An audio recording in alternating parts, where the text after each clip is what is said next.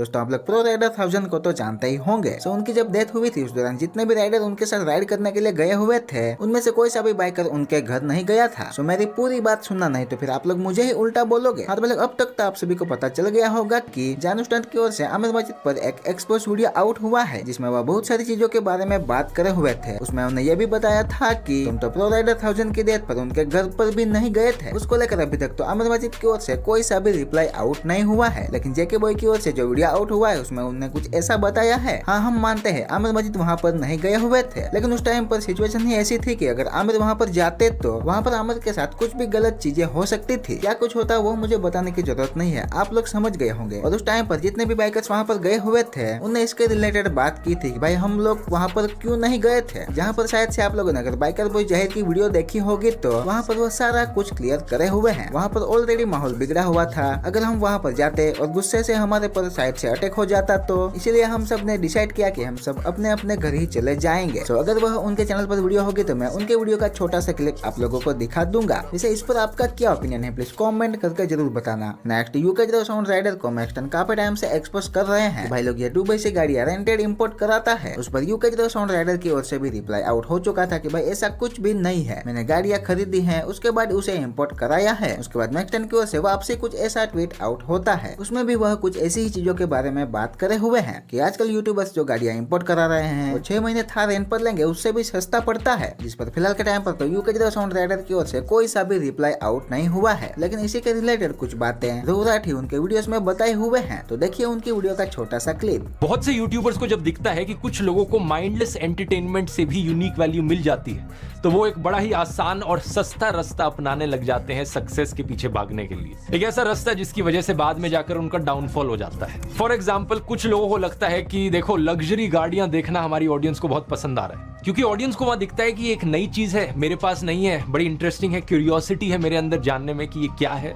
तो इसे देखता हूं। तो ये यूट्यूबर्स क्या करेंगे, एक के बाद एक लग्जरी गाड़ियां दिखाने लग जाएंगे। व्यूज आते हैं, इन यूट्यूबर्स को लगता है कि अच्छा ये तो काम कर रहा है, ऑडियंस को पसंद आता है और लग्जरी गाड़ियां दिखाओ, एक के बाद एक लग्जरी गाड़ियां दिखाओ। ऑडियंस बड़ी इंप्रेस्ड है देखकर कि मेरे पास ये लग्जरी गाड़ियां कैसे आई, शो ऑफ करो, ये दिखाओ कि मेरे पास तो ये भी है वो भी है। फिर ये यूट्यूबर्स फेक करने लग जाएंगे चीजों को, गाड़ियों को रेंट पर लेकर दिखाने लग जाएंगे कि मानो ये मेरी गाड़ी हो जैसे। लेकिन नुकसान क्या है ये सब करने का, जैसे ही ऑडियंस को पता लगता है कि यहाँ पर एक फेक लाइफ दिखाई जा रही है उन्हें, असलियत में ये जिंदगी एग्जिस्ट नहीं करती, उनका सारा इंटरेस्ट लूज हो जाएगा। वो जो क्यूरियोसिटी और एक्साइटमेंट थी जानने की वो सारी खत्म हो जाएगी। ये तो सिर्फ एक एग्जांपल था, लेकिन ऐसी चीजें आपने कई बार होते हुए देखी होंगी सोशल मीडिया पर।